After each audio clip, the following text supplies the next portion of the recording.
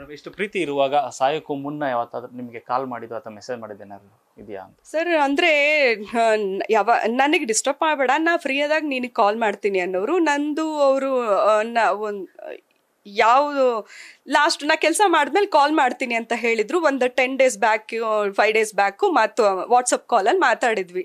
ಮಾಡ್ತಿದ್ದೀನಿ, ಎಲ್ಲ ಆರಾಮಾಗಿರಿ, ರೆಸ್ಟ್ ಮಾಡಿ, ಕೂಲ್ ಆಗಿರಿ, ನಾನಿದ್ದೀನಿ, ನಾನು ಮಾಡ್ತೀನಿ ಅಂತಾನೆ ಹೇಳೋರು. ಪ್ರತಿ ಸಲ ಅವ್ರು ಪಾಸಿಟಿವ್ ಆಗೇ ಮಾತಾಡೋ, ಎಲ್ಲರ ಹತ್ರನೂ, ನನ್ನ ಹತ್ರನೇ ಅಂತಲ್ಲ, ಎಲ್ರಿಗೂ ಅದೇ ರೀತಿ ಪ್ರಾಮಿಸ್ ಮಾಡ್ತಾ ಇದ್ರು. ನಾನು ಮಾಡ್ತೀನಿ, ಆರಾಮಾಗಿರಿ, ನನ್ನ ಕೆಲಸ ಮಾಡಕ್ ಬಿಟ್ಬಿಡಿ ಅನ್ನೋರೆ ಆ ಪದಗಳನ್ನೇ ಬಳಸ್ತಿದ್ರು ಸರ್ ಅವರು.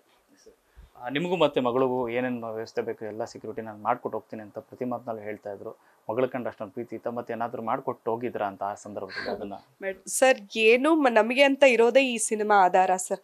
ನನ್ನ ಮಗುಗೆ ಅಂತ ನನಗೆ ನನ್ನ ಮಗುಗೆ ಅನ್ನೋ ಆಧಾರನೇ ಈ ಸಿನಿಮಾನೇ ಕೈ ತಪ್ಪೋಗಿದೆ ಅಂತಾನೆ ನ್ಯಾಯಾಲಯಕ್ಕೆ ಮೊರೆ ಹೋಗಿದ್ದೀನಿ.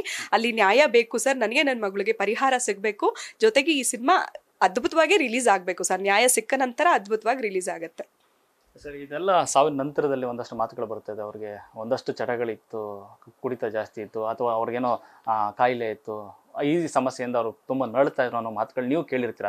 ಆ ಸಂದರ್ಭದಲ್ಲಿ ನೀವೆಲ್ಲೂ ಮಾತನಾಡಿಲ್ಲ, ನಿಜ ಏನು ಮೇಡಮ್, ಏನಿತ್ತು ಅವ್ರಿಗೆ? ಸರ್ ಈಗ ಏನೇ ಇದ್ರೂ ಅದು ಆತನ ಪರ್ಸ್ನಲಿ ಅವ್ರದ್ದು ಪರ್ಸ್ನಲಿ ಸರ್. ಅದು ಬಿಟ್ಟು ವ್ಯಕ್ತಿ ಸಿನಿಮಾಗಳಿಗೆ ಯಾವತ್ತಿಗೂ ಮೋಸ ಮಾಡಿಲ್ಲ. ಕಾಯಿಲೆ ಪಾಯಿಲೆ ಅದು ಎಲ್ರಿಗೂ ಇರುತ್ತೆ, BP ಶುಗರು ಅದು ಇದು ಅಂತ ಈ ಥರದ್ದು ಏನು ಅವ್ರಿಗೆ ಅಂದರೆ ಅವರು ಯಾವುದೇ ಕಾಯಿಲೆಗಳನ್ನ ತನ್ಗೆ ಈ ಥರ ಆಗ್ಬಿಟ್ಟಿದೆ ಅಂತ ಕೂರ್ಗೋ ವ್ಯಕ್ತಿ ಅಲ್ಲ. ಆರಾಮಾಗಿದ್ರು, ಚೆನ್ನಾಗೇ ಇದ್ರು ಸರ್. ಅದು ಏನೇ ಇದ್ರೂ ಸಿನಿಮಾಗಂತೂ ಯಾವುದೇ ರೀತಿ ಮೋಸ ಮಾಡಿಲ್ಲ. ಏನೇ ಮಾಡಿದ್ರು ಅವ್ರ ಕೊಡುಗೆಗಳು ಅದ್ಭುತವಾಗೇ ಇತ್ತು. ಎಲ್ಲೋ ಒಂದು ಕಡೆ ಸೋತಿರ್ಬೋದು, ಬಟ್ ಅದ್ರಲ್ಲಿ ಕೂಡ ಅರ್ಥನೇ ಇದೆ ಹೊರತಾಗಿ ಅವ್ರು ಯಾವುದೇ ಕೆಟ್ಟ ನೀಚ ಸಿನಿಮಾಗಳನ್ನ ಮಾಡಿಲ್ಲ ಸರ್.